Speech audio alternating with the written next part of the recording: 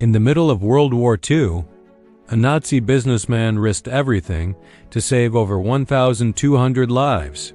But here's the shocking part. He didn't start as a hero. History is full of villains and heroes. But sometimes, the line between them isn't so clear. This is the story of Oskar Schindler, a man who began the war chasing profit and ended it saving lives. In 1939, Germany invaded Poland.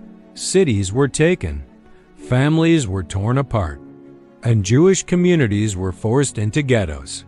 Oskar Schindler arrived in Krakow around this time, not as a soldier, but as a businessman. He saw opportunity. War meant cheap labor, and he planned to use it. At first, Schindler was not a good man. He joined the Nazi Party. He used connections to take over a factory, and he hired Jewish workers because they were cheaper. To him, they were not people. They were resources, but everything changed when he began to witness what was really happening. He saw families separated. He saw violence in the streets. He saw innocent people treated as less than human. And slowly, something shifted. Schindler began protecting his workers. At first, quietly, he made sure they were treated better. He bribed officers, but the war grew darker. In 1942 and 1943, mass deportations began. Thousands of Jews were sent to concentration camps. Schindler realized one thing: if he did nothing, his workers would die. So he made a decision. Schindler created a list of workers he claimed were essential to the war effort. Names, hundreds of them.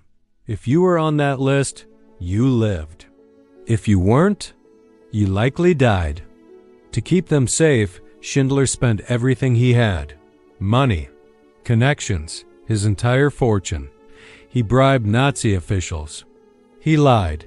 As the war neared its end, the situation became even more dangerous. Transport mistakes sent many of them to Auschwitz. For a moment, everything was lost, but Schindler didn't give up. He negotiated again, and somehow, he brought them back. By the end of the war, around 1,200 people survived because of him. 1,200 lives, 1,200 families. When the war ended, Schindler had nothing left. No money, no power, only the gratitude of those he saved. Oskar Schindler didn't start as a hero. He wasn't perfect, but when it mattered most, he made the right choice. In a time of darkness, he became a light. If you want more real stories like this, subscribe, because history is more powerful than fiction.